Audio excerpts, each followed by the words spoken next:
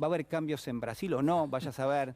¿Por dónde empieza? Bueno, lo que vos consideres más importante, me parece que Bueno, vos tenés la jerarquía. Creo que, bueno, primero gracias por la invitación, Julián. El tema de la guerra es gravísimo y se está agravando. Lejos de que la cosa esté dando algunas señales de mejoría, estaba justamente leyendo hace poco un cable, poco antes de entrar acá. Suecia y Finlandia están acelerando el trámite de incorporación a la OTAN. Dos países que durante más de 70 años, la OTAN se crea en el 49, Suecia y Finlandia nunca quisieron entrar porque la consideraban una alianza eminentemente ofensiva, agresiva, que no contribuía a la seguridad europea, y ahora están acelerando el trámite de ingreso.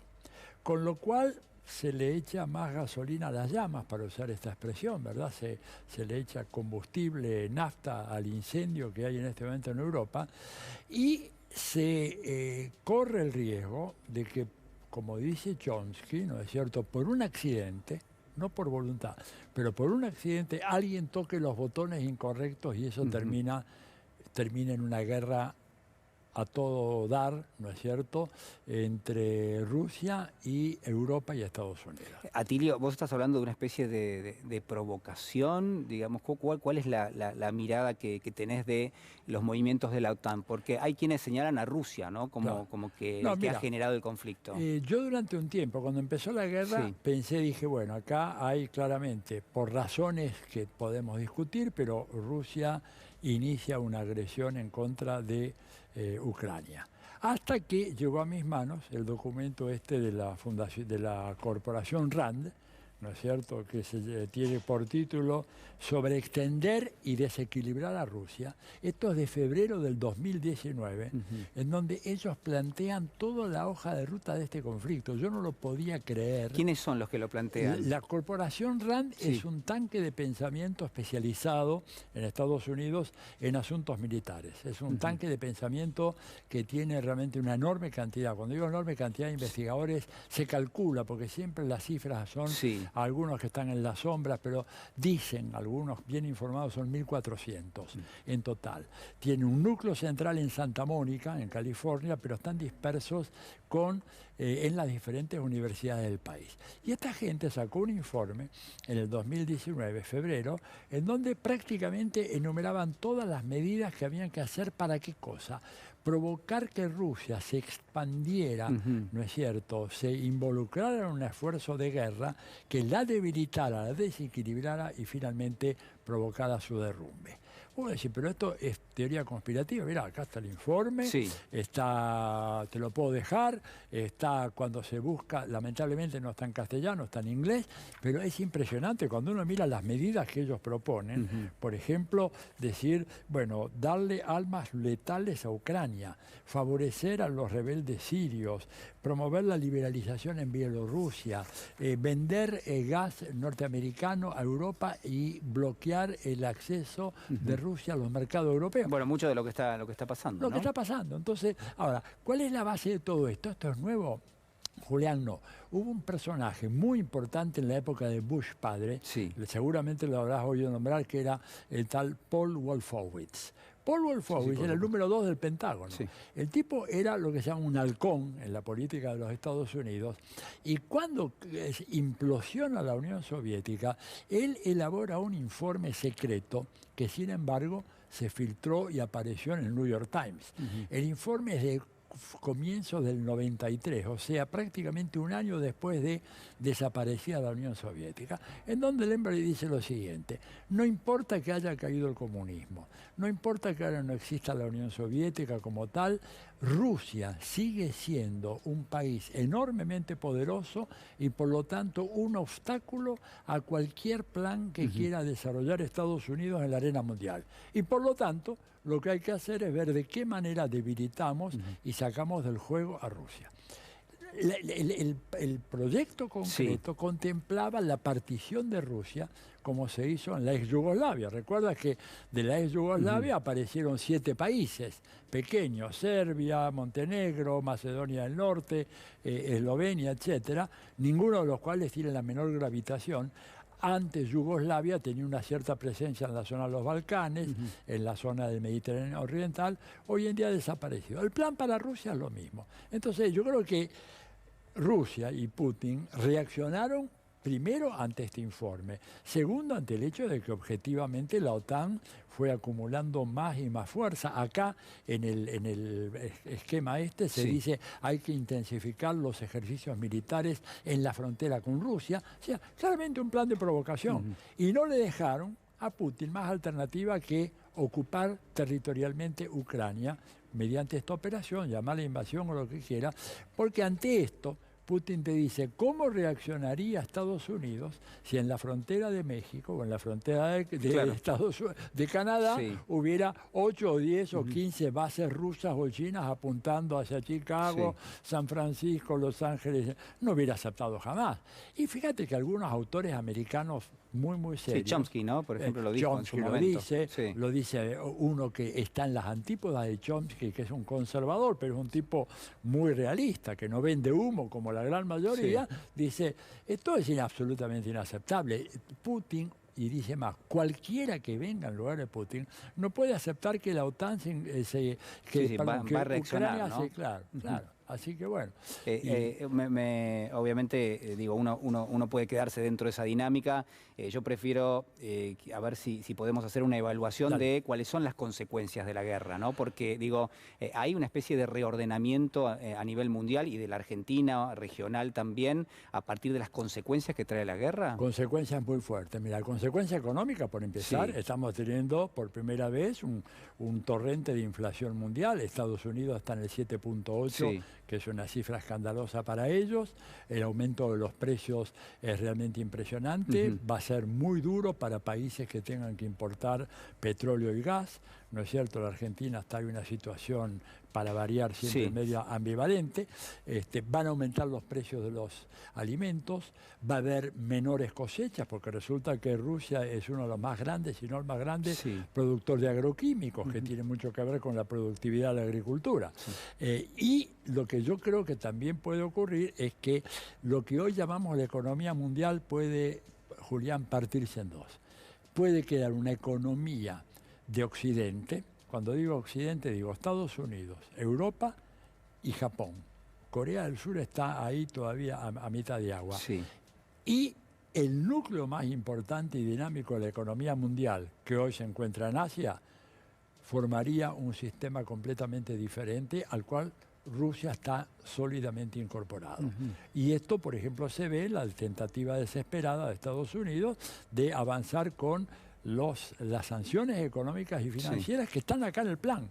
Están en el plan de la RAND Corporation, ¿te das cuenta? Entonces, ¿qué puede pasar? Rusia dice, bueno, ahora me pagás el gas en rublos. En rublos, El rublo empezó un proceso de revaluación impresionante, ¿no es cierto? Y además hay otros temas que son, porque Occidente se ha quedado con 300.000 millones de dólares de reservas que tenían los rusos. Digo, esto no es un buen antecedente para un banco que se quede con tu dinero, ¿verdad? Y esto está generando muchas tensiones internas. Y probablemente pueda haber un desacople de las dos economías. Y ahí la gran pregunta, ¿dónde va a quedar Argentina? Sí, o América Latina, yo te diría, hay que ver si... O América Latina. Y bueno, yo te diría que, a ver, nosotros creo que por gravitación vamos a terminar quedándonos del lado de China y del lado euroasiático. Digo, por empezar, porque la Argentina, a ver, ¿qué le podemos vender nosotros a Estados Unidos? Por complementación en términos comerciales, China es comprador nuestro, Estados Unidos no. Estados Unidos no. Cuando Macri anunció la famosa lluvia de inversiones, esa lluvia no vino ni va a venir, ¿no es cierto? Por muchas razones. China, en cambio, tiene a su favor que es el primer socio comercial o financiero de 144 países. Con lo cual, digamos, cuando vos te pones, fíjate cómo votó Bolsonaro, por ejemplo, ahora en Naciones Unidas, ¿no es cierto? Ellos se abstuvieron, no votaron como Argentina. Bueno, la expulsión de Rusia del Consejo de Derechos Humanos y el voto de Argentina, ¿cómo lo analizás? Y yo creo que el voto de Argentina fue muy infeliz, desgraciadamente creo que ahí estuvimos muy mal. Yo no sé quién aconsejó al presidente, si fue la Cancillería o quién, pero nosotros ahí realmente ha sido un papelón. Primero porque tenemos firmado un acuerdo acuerdo de asociación económica integral con Rusia que es muy beneficioso para la Argentina. Rusia es un comprador muy importante de productos argentinos, sobre todo las economías regionales. No le vamos a vender a ellos cereales ni soja, pero le vendemos lo otro. Segundo, con compromiso de hacer una inversión muy fuerte en todo el sistema ferroviario argentina, que es algo que necesitamos urgentemente, ¿verdad? Y bueno, y en tercer lugar, quedamos muy mal porque Alberto fue a Rusia y habló con Putin y le ofreció que la Argentina sería la puerta de entrada para profundizar la relación comercial, no hablo de relación política, la relación comercial con los países de América Latina. Bueno, pues se lo criticó mucho al presidente, ¿no? Cuando dijo eso en el marco de cerrarse el acuerdo con el Fondo Monetario, ¿no? Claro. Claro, bueno, pero y aparte hay otra cosa. Nosotros al votar de esa manera fuimos muy ingratos con el primer país que nos dio vacunas contra el COVID. O sea, yo creo que ahí faltó profesionalismo en la Cancillería Argentina, que es un viejo tema. Cuando vos decís, ¿por qué Brasil votó otra cosa? Bueno, porque Brasil tiene en Itamaraty una Cancillería de primer nivel, de primer orden mundial. Entonces no importa que Bolsonaro sea un tipo muy tosco y no entienda mucho, pero ahí la Cancillería le dice, mire, presidente, acá la votación nuestra en función de los intereses nacionales de Brasil es abstenerse, claro. Además porque no hay ningún informe que condene a Rusia, eso es lo más ridículo, por eso digo, es la aplicación de la doctrina Irursum en el terreno internacional, o sea, a Rusia la mandamos presa, prisión preventiva, hasta que se elabore un informe que pruebe que efectivamente era culpable, cuando la secuencia debería ser al revés, primero tener el informe de Naciones Unidas y después, bueno, en función de ese informe se la expulsa, se la sanciona, se la suspende. Y eso no se hizo. Entonces realmente creo que hemos quedado muy mal parados en el terreno internacional. Atilio, estamos atravesando todavía una pandemia, uno quiere creer o quiere decir, bueno, se está cerrando ese capítulo, veremos si esto es así. Eso generó muchísima más desigualdad en las sociedades. Pensábamos que iba a ser lo contrario, bueno, finalmente nos dimos cuenta que no. Sumado a esto, esta guerra que impacta justamente en lo que son los sectores más básicos de los consumos de las familias a nivel internacional, bueno, también en la Argentina, alimentos, energía. Digo, ¿cómo estás viendo eso? ¿Qué análisis haces en términos de la desigualdad que hay a nivel mundial y bueno, en nuestro país, ¿no? A nivel mundial, bueno, es terrorífica, sabemos todas esas cifras, hay 8 personas, no empresas, 8 personas que tienen más riqueza que la mitad de la población mundial, o sea, una situación inédita, nunca vista. Y acá entre nosotros, creo que desgraciadamente, yo hago siempre esta comparación, ¿cómo estábamos a la salida de la dictadura cívico-militar? Y teníamos un nivel de pobreza que estaba en torno entre el 7 y el 8%. ¿Cómo estamos ahora? Estamos en el 37%. Llegamos a estar inclusive mucho más. Pero cuando uno toma, por ejemplo, el promedio de los años del kirchnerismo, a pesar de todas las políticas sociales que se hicieron, y el nivel de pobreza nunca bajó del 25-28%. ¿Esto qué quiere decir? Que hay una dinámica en el capitalismo contemporáneo, en todo el mundo, ¿verdad? Y que acá no es la excepción, que concentra la riqueza y los ingresos de una manera fenomenal. Y entonces tenés hoy en día una sociedad como la Argentina, en donde la existencia de una amplia gama de sectores pobres es ya un dato que está completamente naturalizado.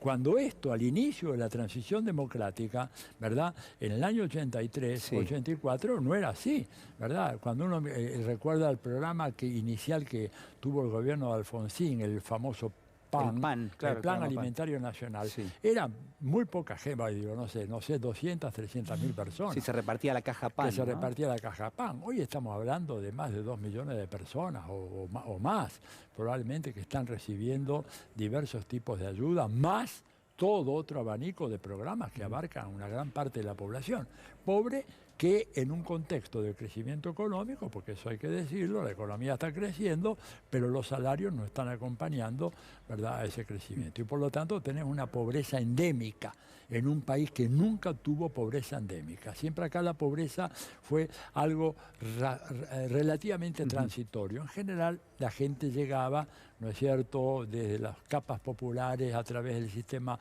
de educación pública, etcétera, de diversas políticas, ascendía por último a una clase media baja, pero ascendía socialmente. Hoy ese camino está cerrado. Y creo que acostumbrarnos a eso me parece a mí que debería ser motivo de una profunda preocupación por parte de nuestros gobernantes, decir, mira, esta es una situación inaceptable para un país como este, ¿no? Atilio, te quiero agradecer muchísimo, ha sido muy amable. Muchísimas gracias.